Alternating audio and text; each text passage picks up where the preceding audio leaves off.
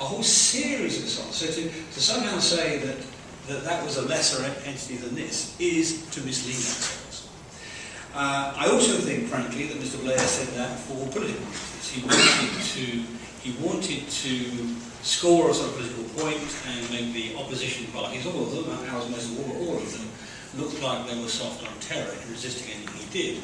I think that was outrageous. That was one of the disgraceful things that our Prime Minister that day did. And what did that mean? What did that lead to? It led to an approach which I can only describe as an unlearning approach. They refused to look back at previous things gone before. They refused to debate things properly across the change of the House of Commons. They refused to approach this in a way that a modern state should have done. It led in part to, or at least it validated in part, an approach which, as Dominic has described, was intelligence-driven rather than judicial, which chose disruption rather than arrest and prosecution, which chose to have a secret battle rather than a public confrontation. And I can't remember whether Dominic mentioned it, but the fact is, the best evidence that we could have pursued more prosecutions is the enormous conviction rate for those few prosecutions we did pursue. It was 92% last time. I don't know what it is now, but it's of that order of magnitude. So we're not pursuing prosecutions because we can't get the prosecutions, or the evidence is there, or whatever. We are actually getting nearly 100%, close to 100%, as is healthy in a judicial system, of convictions. So what does that mean? Well, we've fallen back, as a result, on a whole series of apparatuses which are shameful in our state. The apparatus of secret state, secret trials, which literally are Kafkaesque. People use Kafkaesque as hyperbole.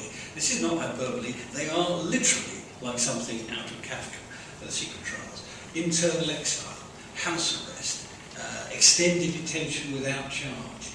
All the sorts of things we normally associate with states like South Africa, the old Soviet bloc, China, even today I guess China, and so on. Now, what that, and of course, as an adjunct to this, what we also have is a whole series of weapons used against innocent people. Surveillance, counter-terrorism, stop and search. The very things that actually are being discussed in the counter-terrorism strategy to come out at the end of this month. And that is where this approach is naive in the extreme. It demonstrates exquisitely that not only is freedom not an antagonist to security, the erosion of freedom actually undermines security.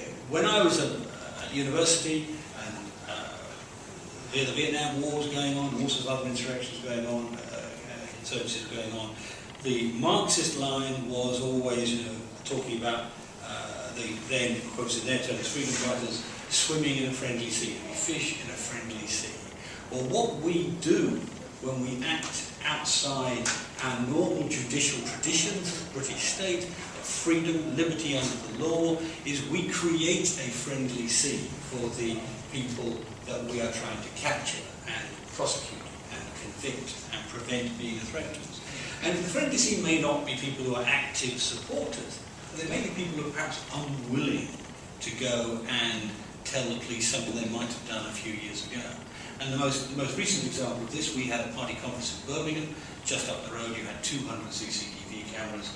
And how likely do you think it made the local Muslim community to be helpful next time around? It can't have helped in any event. So one thing about that, however, that concerns me as well, is that when Blair made that comment about the rules of the game have changed, what he did, and what Mr. Bush did as well, was they gave the terrorists their first psychological victory, their first moral victory. Because by saying that somehow this was not just a criminal act, this was not just an evil activity, they were actually, as I say, giving them a victory. It was incompetent, it was misguided, it was naive, and frankly it was also an assault on the general public. Now, what this means is, and this is why Dominic's paper entitled "Fight Terror, Defend Freedom" is why it's so important, is we need a new freedom-based strategy for dealing with terrorism. Give terrorism what it is, a crime, not a war, not something in which you give your opponents the glory of being a soldier, but which you recognise your opponents as being criminals. And as such, you don't treat everybody else as criminals at the same time. The best defender of freedom is freedom itself. And that's why fight terror, defend freedom is a perfect title.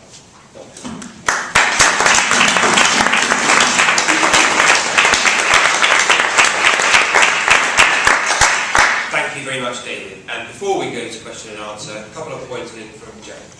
Okay, I'll be brief. I want to come at it more from the technology angle than the legal.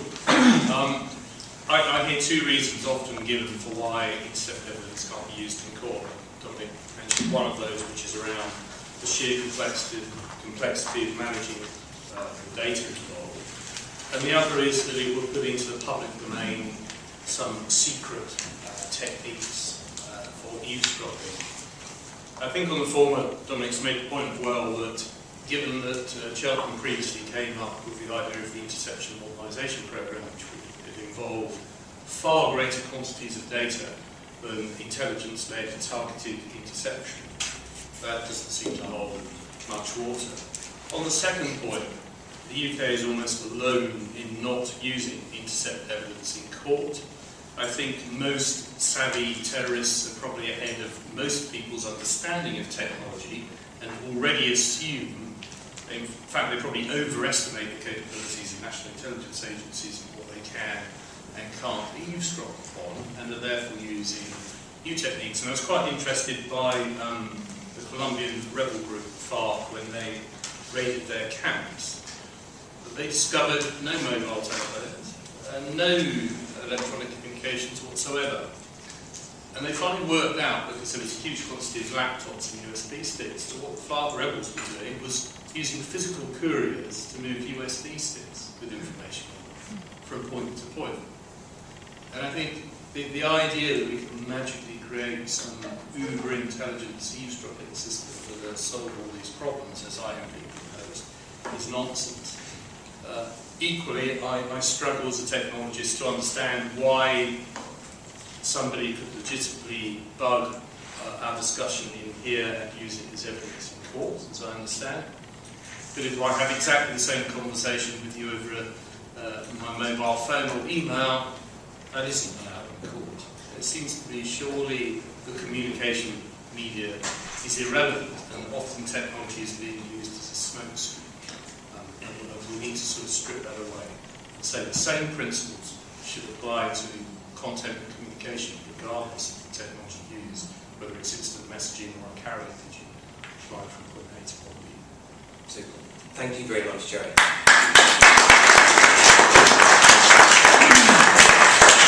We'll go to question and answer, and I'll see one then first.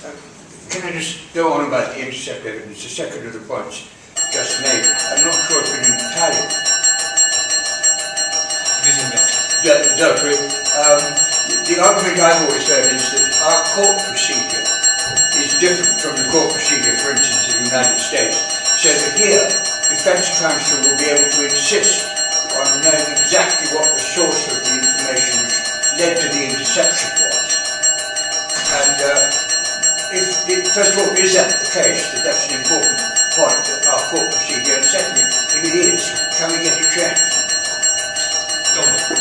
Let me just say what Natulin said, because it's being held up as being this very intrusive defence regime.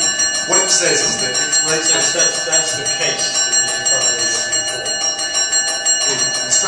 It's a Finnish case, and it was a drug dealer case. And what they basically said, and they deferred quite happily to the UK disclosure regimes in place. But what they said in that case is what you cannot have, and this was the thing that crossed the line, is a situation where evidence is introduced, other intercept evidence in a period around that, a few days, maximum a few weeks, is then destroyed by the police without someone conducting a due diligence just to check it's not exculpatory or useful to the defence to allow them to share their innocence, and that ought to be run past the judge, not a defence lawyer.